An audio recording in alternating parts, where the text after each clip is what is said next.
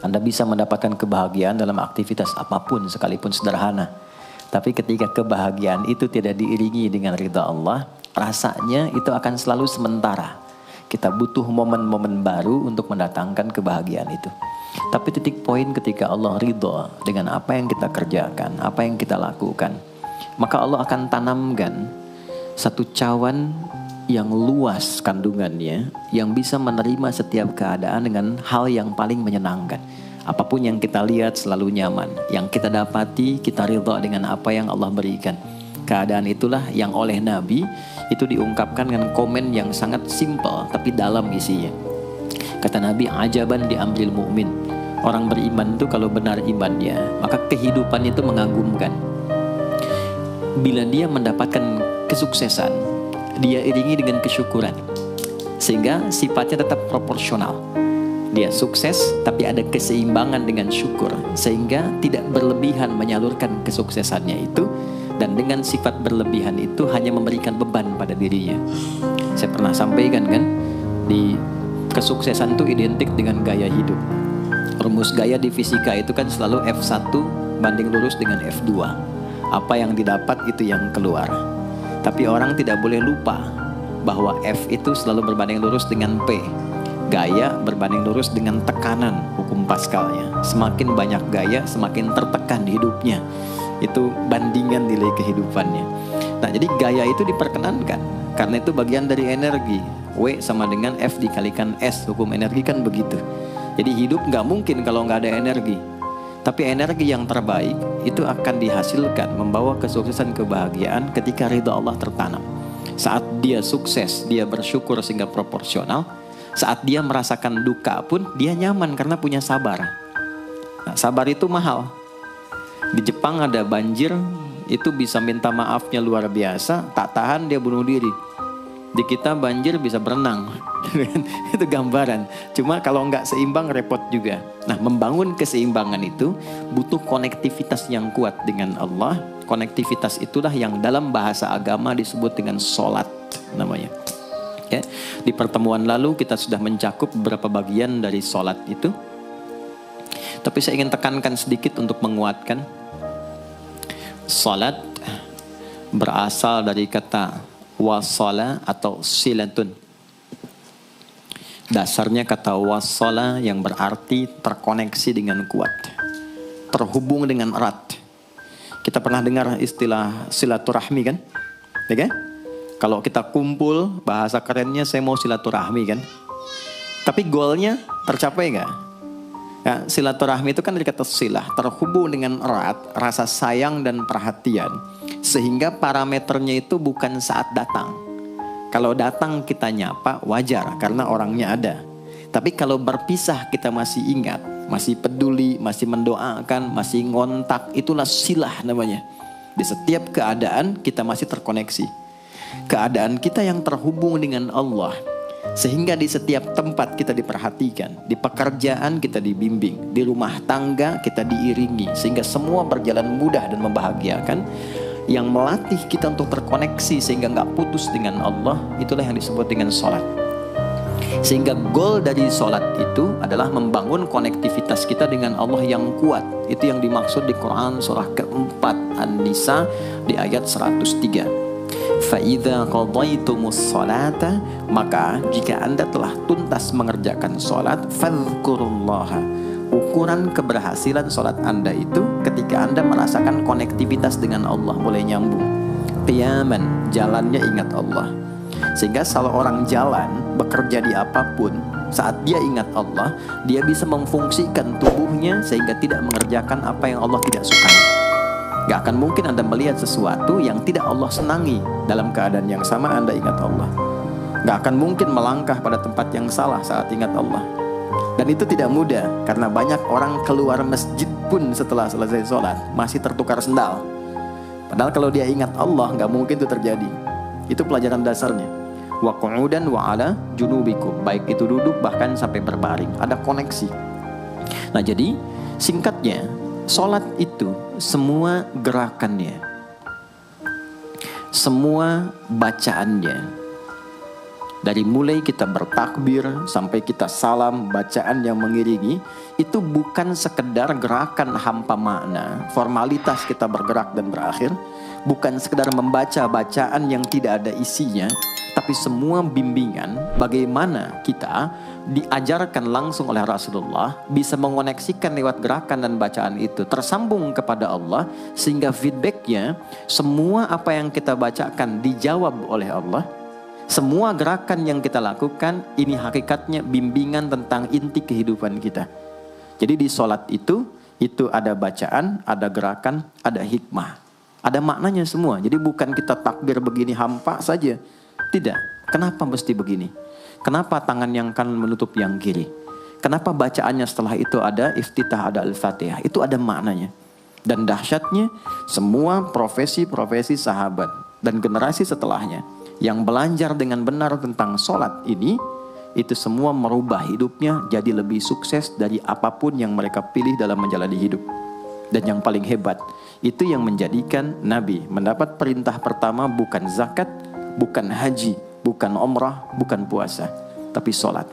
Dan perintahnya khusus, spesial, disampaikan dalam peristiwa Isra Mi'raj untuk memberikan pesan begitu tingginya nilai sholat ini untuk kehidupan manusia. Mohon izin maaf bagi teman-teman yang baru bergabung, supaya tidak banyak mengulang, teman-teman bisa cek kembali di pelajaran sebelumnya. Kita kemarin telah selesai di pembahasan iftitah dengan tangan kanan meletakkan di punggung yang kiri, lalu kemudian diletakkan di atas dada seperti ini. Kesimpulannya adalah, saya cepat saja, dari mulai kita bertakbir, kalau ingin terkoneksi dengan Allah, maka fokuskan diri kita untuk tersambung. Buang urusan dunia semua ke belakang. Jangan bawa dalam sholat. Kalau ingin kita tersambung dengan Allah, tepikan yang lain, hadapkan diri kita, pasrahkan. Hanya Allah yang tinggi, yang agung, yang istimewa. Kalimat agung, tinggi, istimewa itu disebut dengan akbar. Maka kita ucapkan Allahu Akbar. Kita buang semua urusan dunia ke belakang, pasrahkan diri kita, hadirkan sekarang hanya Allah yang agung saja. Itu poinnya. Kenapa problemnya tidak sedikit orang sholat itu sulit menemukan kekhusyuan? Karena dia bertakbir masih membawa dunia. Dia tidak sholat dengan memahami gerakan takbirnya. Dia jadikan sebagai formalitas. Apakah benar? Secara fikih benar. Gugur kewajiban, dapat pahala sesuai keikhlasan, tapi value dari sholat yang mahal itu nggak dapat. Itu poinnya. Buang semua urusan dunia, kemudian tambatkan diri kita hanya kepada Allah. Dan uniknya kata Nabi, di fase itulah setan mulai bertugas yang mengganggu kita, supaya kita tidak fokus untuk memahami dan melakukan apa yang kita baca dan kita gerakan. Ada setan khusus menggoda orang sholat, namanya khanzab. Nanti ada 9 jenis setan yang detil tugasnya itu berada di sekitaran kita. Mungkin satu kali Mas Baim kita belajar tentang fikih setan. Belum pernah ada kan ya? Anda kalau kesini cuma tahu jalan yang lurus, nggak tahu macetnya, nggak tahu lubangnya, sulit menghindarinya. Kebanyakan orang belajar tentang malaikat tapi nggak belajar setannya, sehingga nggak tahu setan apa yang sedang memprovokasi dirinya. Di Quran, malaikat disebutkan 88 kali, setan disebutkan 88 kali. Kalau kita cuma dengar motivasinya, nggak tahu provokasinya, kita nggak tahu bagaimana cara menghindari yang ini. Itu poinnya. Khanzab itu dia menggoda orang sholat, dimulai dari takbir. Jadi kalau belum takbir, Anda bisa merasa fokus apa saja. Nggak percaya silakan. Sebelum takbir tuh bisa siap fokus. Tapi begitu Anda mulai bertakbir, di hadis riwayat Abu Daud, Allahu Akbar, fayaqulu syaitanu. Maka di sini setan mulai tugasnya untuk mengganggu orang supaya nggak dapat nilai-nilai tadi. Maka dia berkata, udhkur kadza. Kamu ingat ini ya, kamu ingat itu ya. Betapa Anda memulai dengan membuang semua urusan dunia. Tapi kalau sudah takbir, itu setan yang install. Masuk sendiri dia. Makanya kalau nggak percaya silakan nanti zuhur tuh ya. Begitu Anda takbir, itu masuk semua. Ingat ini, ingat itu, mobil parkir di mana. Sampai ceramah saya sekarang pun itu akan masuk. Ingat ya, ada setan yang goda. Nah itu setan itu. Itu setan sendiri. Membuat kita itu begitu lupa. Sampai lihat ujung hadisnya. Hatta la yash'ural musalli kam raka'atan yusalli. Sampai nanti akan ditemukan orang sholat, dia tidak sadar berapa rakaat sedang menunaikan sholatnya. Nah itu kalau Nabi sampaikan pasti terjadi. Poin. Untuk kita bisa mengatasi itu, poinnya apa? Quran surah ke-29 dulu, ayat 45. Quran surah 29, Al-Ankabut, ayat 45. Di Islam tuh uniknya begini, istimewanya. Nggak ada satupun ibadah yang hasil kreasi manusia. Semua terukur. Ini dalilnya, alasannya, landasan kita ibadah itu dari Tuhannya ini. Penjelasan contohnya ini dari Nabi. Pakemnya begini, kodifikasi ilmunya seperti ini, sehingga terjaga sampai kapanpun. Dan tidak ada satupun yang kita kerjakan dalam ibadah, kecuali semua punya landasan yang kuat. Dan hebatnya diterangkan, ini caranya, ini bacaannya, ini maksudnya seperti ini hikmahnya. Kenapa Anda begini, kenapa begitu, hasilnya apa? Ketika seseorang sedang memulai sholatnya, dari awal dia pengen fokus, tapi ketika dia mulai bertakbir muncul godaan, maka sebelum sholat ditunaikan Allah sudah ingatkan, utlu ma uhiya ilaika minal kitab. Utlu itu dari kata tilawah, artinya baca, pahami, amalkan apa yang telah dipahami itu. Jadi sejatinya sebelum sholat, kata Allah, kalau ingin menikmati sholatnya, ingin tahu value dari sholat dan dihasilkan seperti orang dulu meraihnya, maka jangan kita terfokus untuk formalitas saja. Yang penting benar bacaan, takbir sampai salam terjaga. Betul, sekali lagi, itu menggugurkan kewajiban, formulasinya selesai, secara fikih tuntas, tapi hikmah sholat yang tadi itu kita nggak dapat. Maka yang terjadi apa? Baca dulu, tilawah, utlu, baca, pelajari dulu sebelum sholat.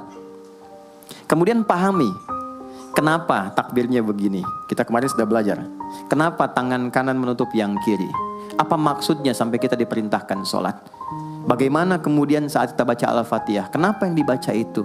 Apa yang jadi bimbingan dari Al-Fatihah untuk kehidupan kita? Kalau sholatnya seperti itu akan merubah hidup kita. Itu langsung Allah sampaikan demikian. Lalu kerjakan, wa aqimis shalah, tunaikan sholat seperti aku tadi isyaratkan, kata Allah. Inna sholata tanha 'anil fahsya wal munkar. Maka jika engkau menunaikannya seperti itu, sholat akan merubah hidupmu. Itu kata Allah tuh. Minimal mendorong kita berbuat jadi lebih baik. Jadi bukan sekedar menjadikan kita pribadi baik, tapi semua yang kita kerjakan menjadi lebih baik. Itu sholat. Itu yang bisa merubah seorang Jundub bin Junadah yang dikenal dengan Abu Dzar al-Ghifari. Ini teman-teman, kenapa Ghifar itu viral? Ghifar itu adalah desa pembegal. Jadi semua sekampung begal semua. Sekampung. Pimpinannya namanya Jundub bin Junadah. Jundub bin Junadah. Singkatnya masuk Islam. Saat masuk Islam, secara singkat saja, Nabi arahkan, diajarin sholat. Betapa sholat merubah hidup beliau jadi lebih baik. Kembali ke kampungnya, mengajarkan. Singkatnya apa? Madinah heboh dengan kedatangan tapak kaki yang ternyata itu orang-orang Ghifar. Sekampung kurang lebih masuk Islam dan berubah jadi orang baik semua. Merubah hidup mereka. Jundub orang sukses, setelah itu jadi ustadz. Ini mungkin yang menginspirasi judul preman jadi ustadz. Ini tadinya pembegal semua. Sekampung sukses, jadi orang baik, aktivitasnya berubah lebih berkualitas. Untuk memberikan inspirasi ke generasi masa depan bahwa kami dulu pernah begini, dengan sholat kami berubah, kesuksesan kami raih, maka diviralkanlah nama daerahnya, tambahkan al di depannya, ujungnya tutup dengan i, maka dilekatkan nama bekennya, kunyah, namanya Abu Dzar al-Ghifari. Al-Ghifari itu untuk memberikan kesan begini, saya ini dari Ghifar, itu kampung jelek, desa tempat pembegal, tapi Islam merubah saya menjadi lebih baik. Sholat mengarahkan saya punya kualitas hidup yang lebih baik. Itu poinnya. Sejak peristiwa itu, orang-orang Islam dari manapun yang bukan Arab itu selalu melekatkan nama daerahnya untuk mengenalkan. Islam pun sudah sampai ke tempat saya. Buktinya saya menjadi baik. Ada namanya Muhammad, punya bapak namanya Ismail, punya kakek namanya Ibrahim, kakek buyutnya Al-Mughirah, eyang buyutnya Al-Bardizbah, tinggal di kecamatan Ju'fah, kabupatennya Bukhara, provinsinya Khorasan, negaranya Uzbekistan sekarang. Maka karena dari Bukhara, dia kenalkan diri, datang ke daerah Arab, saya dari Bukhara. Rumus yang sama, tambahkan al di depannya, ujungnya i. Maka dia katakan, ana al-Bukhari. Itulah Imam Al-Bukhari. Bukan orang Arab. Kita punya guru besar Syekh Nawawi dari Banten, Ana Nawawi Al-Bantani. Ana Ahmad Yasin Al-Padangi. Tapi kesan kota itu untuk menunjukkan Islam telah sampai ke tempat saya dan merubah saya menjadi lebih baik. Kang Baim datang ke Mekah umrah, katakan, saya Baim Bong tanahku siri. Maka kesan yang dibangun itu telah sampai ke tempat saya, merubah saya lebih baik. Saya Arman Al-Pondok Indahi misalnya kan, tidak masalah, itu sah. Dan orang mengenal, oh rupanya Islam telah ke setiap wilayah. Tapi value-nya sampai enggak. Jangan cuma kita katakan saya dari fulan, saya dari tempat A. Poinnya adalah apa yang merubah engkau dari Islam menjadikan kau lebih baik. Jadi kalau ada orang Islam mengaku Muslim, lisannya tidak lebih baik, maaf sekali, telinganya mendengar tidak yang baik, perilakunya kurang baik, maka dipertanyakan klaim keislamannya. Sudah sejauh mana saya mendapatkan keberkahan dari Islam itu? Itu yang menjadikan kenapa sholat paling pokok dipaksa kita wajib, bukan karena sujud rukuknya. Anda tidak sujud pun tidak akan menurunkan status Allah sebagai Tuhan, tetap Tuhan. Tapi ternyata ada value besar yang dengan kasih Allah diminta kita sholat supaya kita minimal jadi orang baik dan sukses dalam hidup.